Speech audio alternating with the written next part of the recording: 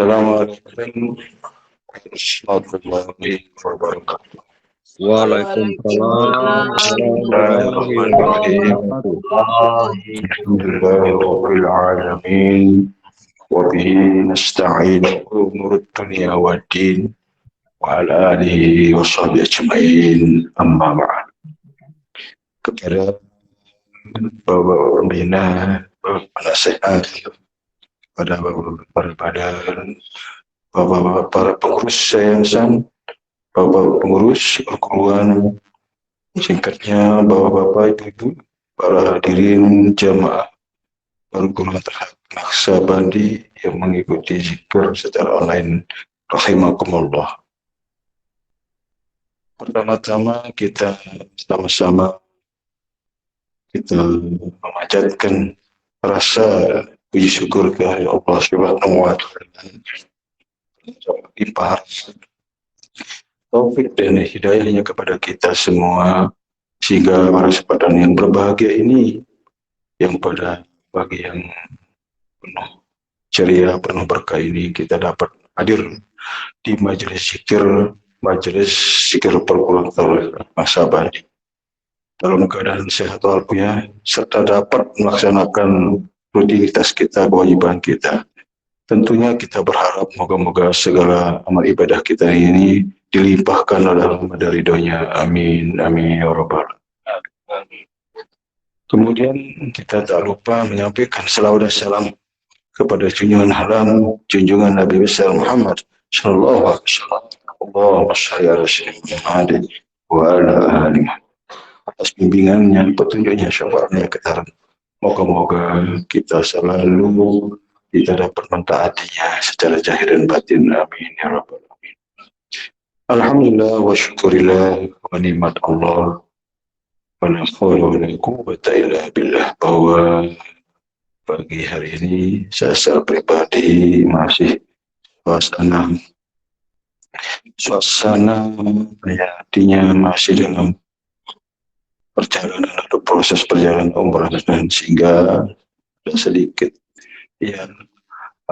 keletihan di sana ya, dari sisi fisik ya, tetapi dalam sisi keimanan dan istiqomahan kita tetap berkobar ya, tetap kita dalam konsisten.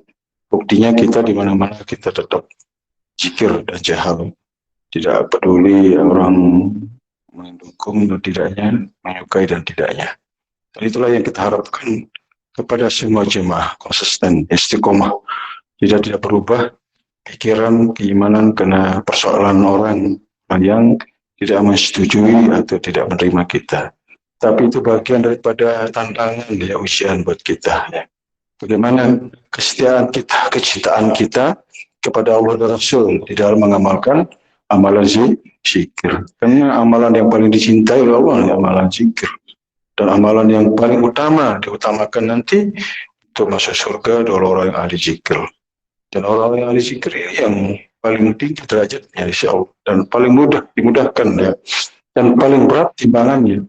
Itu adalah orang ahli zikir. Itulah sesungguhnya bahwa zikir ini kita sebagai pertaruhan kita, sebagai sebuah perbekalan kita, sebagai sebuah pedoman kita dalam kehidupan kita di dunia lebih-lebih di akhirat. Karena semua adalah tercipta daripada zikir. Tidak ada amalan yang ibadah perintah Allah atau perintah Nabi ya, kecuali di dalamnya ada zikir. Ada zikir di dalamnya. Kenapa Allah merintahkan kita dalam kalau kita duduk, berdiri, bergoyang, kita berjalan di dalam berzikir. Cuma persoalannya adalah ketika dizahirkan zikirnya ini menjadi heboh. Itu soalnya. Maka zikir yang dijahirkan yang dikenal zikir jahar, zikir yang menggemparkan dunia, dan semua orang yang tahu. Dan tergantung sekarang bagaimana sikapinya mereka, bagaimana pemahaman mereka, penghayatan mereka. Ada enggak satu kecenderungan, keinginan atau keyakinan mereka atau bisa ikut atau bergabung di dalam halqah. Tapi kalau tidak, berarti itu namanya hidayah. Tidak ada hidayah buat mereka. Allah memberikan hidayah bagi siapa yang Allah hadaki ya, yahdilah linurihi man yasha. Allah memberikan hidayah dengan nurnya kepada siapa yang Allah hadaki. Dan dengan orang-orang yang dapat mengikuti hidayah Allah, maka mereka itu orang-orang yang akan dikeluarkan dari gelap gulita kepada cahaya yang terang benderang. Itu sebabnya kita zikir itu adalah wajib, karena kita paham bahwa zikir nur, cahaya bagi kita, cahaya dalam kubur kita, cahaya dalam kehidupan kita di dunia dan kehidupan di akhirat. Itu akan berlanjut, itu akan memberikan syafaat, dampaknya yang luar biasa kepada diri kita, keluarga, bahkan kepada syarikul warisan kita. Dan apa yang kita lakukan di pesantren, di tempat di mana-mana selalu kita sampaikan syafaat atas nama ibu, bapak, syarikul warisi, dosa berjamaah. Kita tidak bisa sebut satu-satu ya, sampai ke syarikul jamaah. Itu artinya bahwa kita tidak melepas, tidak pernah kita letakkan, tidak pernah kita garang, selalu kita yang sama.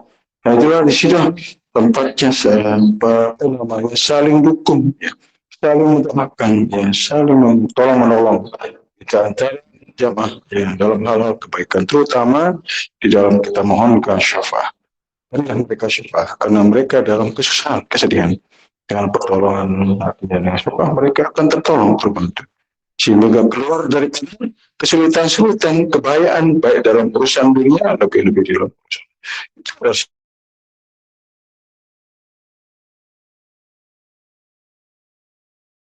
Yang tahu pertolongan yang nyata, yang jahil, begitu.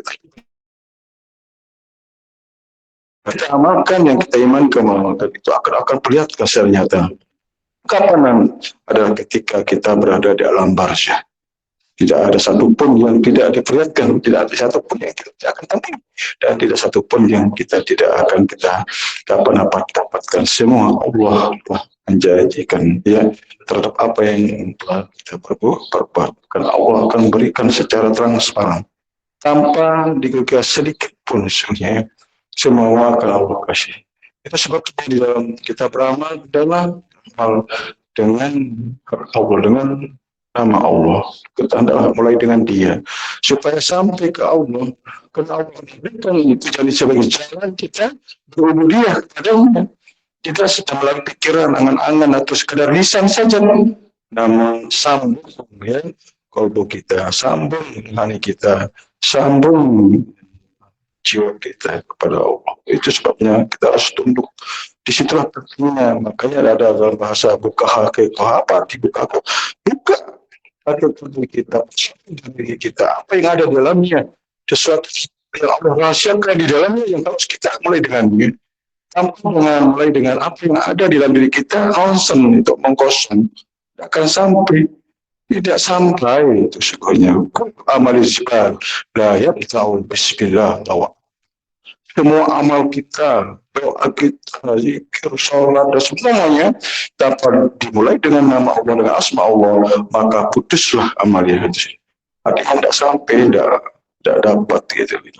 Jadi hanya kita dapat pujian baca saja, dapat sanjungan-sanjungan, dapat penghargaan, dapat kita kebanyakan ini lebih kepada diri, kepada mementingkan daripada penjelasan-penjelasannya.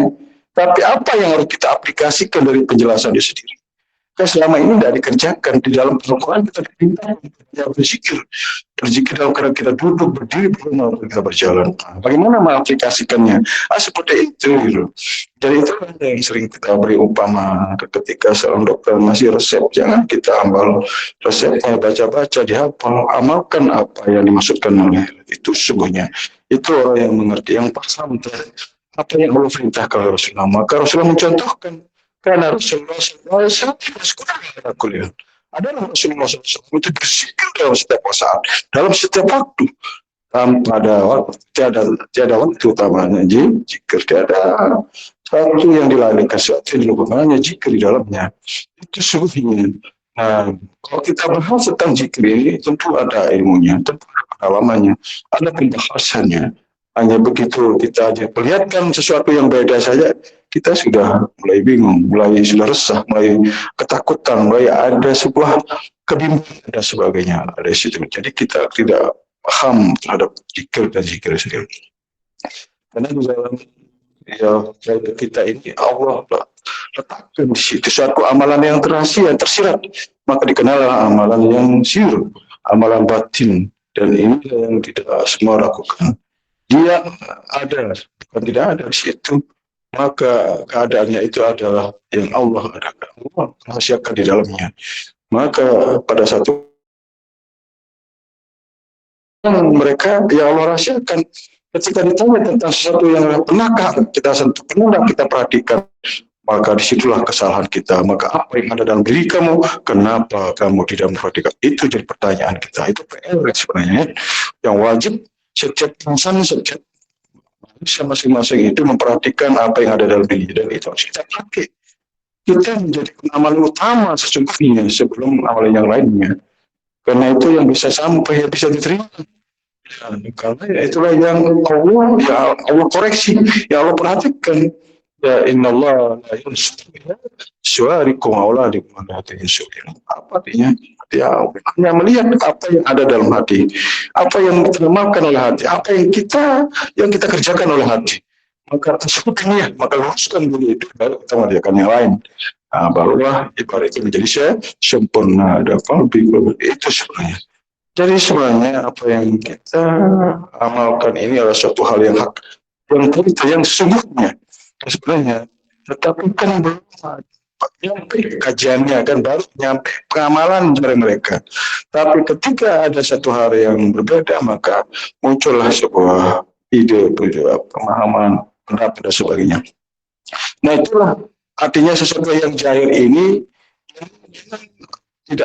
tidak dia gampang ya, harus dinyatakan sesuatu yang jahil ini agar saja bisa jadi orang koreksi dari gerakan bacaannya atau hal-hal yang mereka dengar, yang nggak lihat, karena tidak mendengar dengan mata hati, dengan mendengar dengan telinga hati, dengan penglihatan hati, dengan rasa hati. Nah kalau itu dia pakai, akan mereka temukan getaran-getaran zikir di dalamnya, bukan getaran lisan lagi.